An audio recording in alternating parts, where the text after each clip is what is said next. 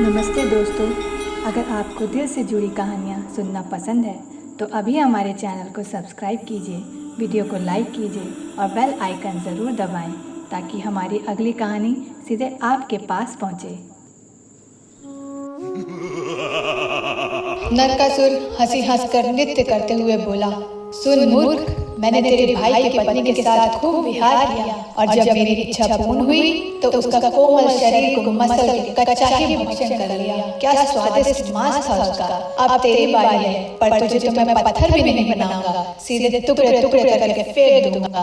महेंद्र अपने ऊपर काबू नहीं रख सका और इतना सुनते ही उसका खून खौल उठा। गुस्से में दांत पीसते हुए और दैत्य पर टूट पड़ा और बोला, दुष्ट दानव, अब तेरी लंका जलानी बाकी है। लेकिन जैसे ही उसने तलवार से पूरा जोर लगाकर वार किया, पल भर में ही वो भी पत्थर का बन गया। इसके बाद नरकासुर अपनी गुफा में जाता है और राजकुमारी से हंसते हुए बोलता है, तेरे दोनों रक्षक तो मेरे सामने ढेर हो गए, अब तू किसकी आस लगाए बैठी है, मूर्ख स्त्री। राजकुमारी चंद्रकला के रो रो के आंसू सूख चुके थे। अब बचा था तो केवल क्रोध ज्वाला।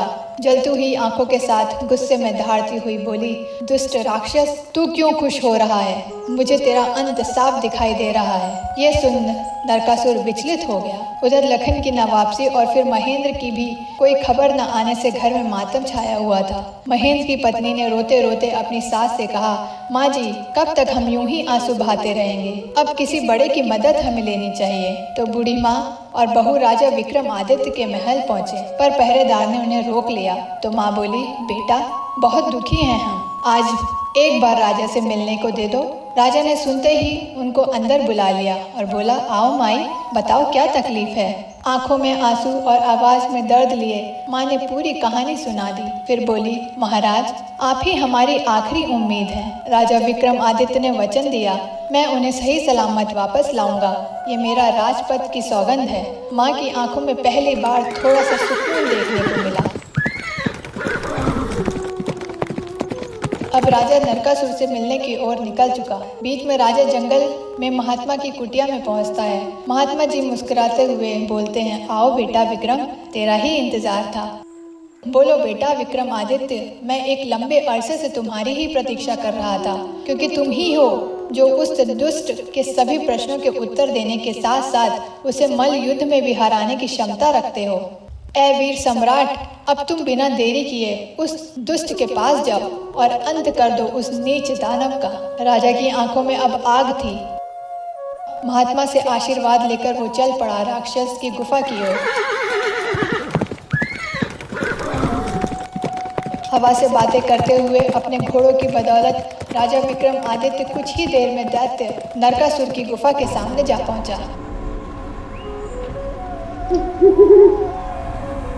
राजा विक्रमादित्य नरकासुर की गुफा के बाहर पहुंच जाते हैं। अपने घोड़े से उतरकर जब राजा विक्रमादित्य दानव की गुफा के द्वार के पास गया तो वहां उसने देखा लखन और महेंद्र की पत्थर की प्रतिमा उसकी गुफा के बाहर है। गुफा के प्रवेश द्वार पर खड़ी उन दोनों के पत्थर की मूर्तियों को देखकर राजा का हृदय विषाद से नहीं बल्कि प्रतिशोध की ज्वाला से धड़क उठा।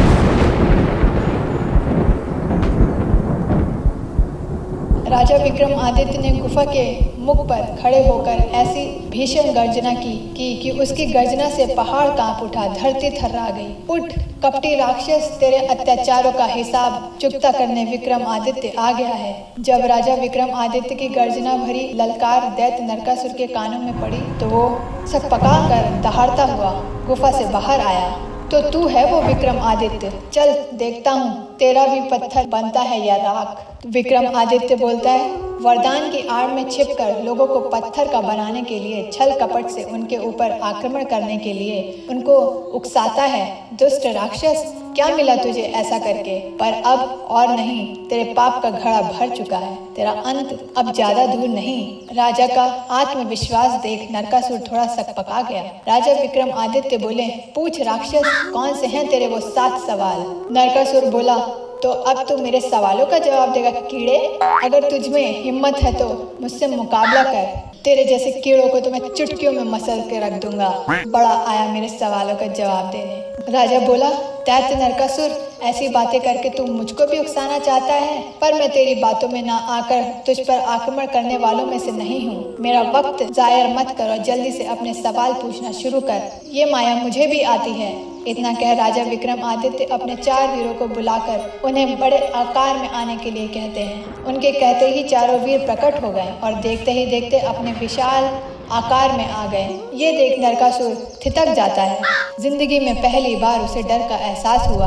अगले ही पल विक्रमादित्य चुटकी बजा अपने चारों वीरों को गायब कर देते हैं और दैत्य से कहते हैं, अगर मेरी ताकत और माया का छोटा सा नमूना देख लिया है तो अब बिना वक्त बर्बाद किए अपने सवाल पूछना शुरू कर। कपटी दानव सोचने लगता है कि ये मेरे बहकावे में आने वाला नहीं है। वो अपनी गुत्थी सुनाना शुरू करता है। तो सुन राजा,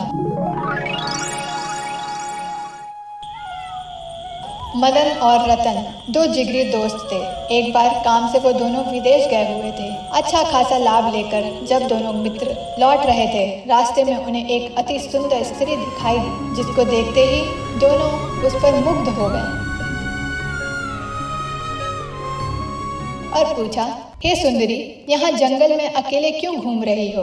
तो उस स्त्री ने बताया, मैं अपने पति के साथ ससुराल लौट रही थी, तभी रास्ते में ही कुछ डाकू ने सारा धन लूट लिया। उसके बाद पति की हत्या कर दी। बस तभी से मैं इस जंगल में भटक रही हूँ। तब मदन बोला, हे देवी, तुम चिंता नहीं करो, हम तुम्हें सही सलामत तुम्हारे घर छोड़ देंगे। मदन की बात सुनते ही स्त्री रोने लगी और बोली, नहीं, मैं अब ना तो अपने घर जाऊंगी और ना ही अपने ससुराल, क्योंकि सब मुझे ही अभागन और उल्टा समझेंगे। इससे अच्छा तो मैं अपने ही प्राण त्याग दूंगी। स्त्री की बात सुन मदन और रतन दोनों आपसी सहमति से अपने साथ लेकर चल पड़े। रास्ते में उन दोनों ने विचार किया कि इसका विवाह किया जाए या फिर हम दोनों में से कोई एक इससे विवाह कर ले। दोनों ने उस स्त्री से इस बारे में पूछा तो वो स्त्री बोली, मुझे तो तुम दोनों ही अच्छे लगते हो। ये सुन दोनों मित्र अधिक उलझन में पड़ गए। अतः दोनों ने फैसला किया कि पर्ची डाली जाए, जिसका नाम आएगा वो ही युवती के साथ विवाह करेगा। सुंदर स्त्री मदन के हिस्से में आई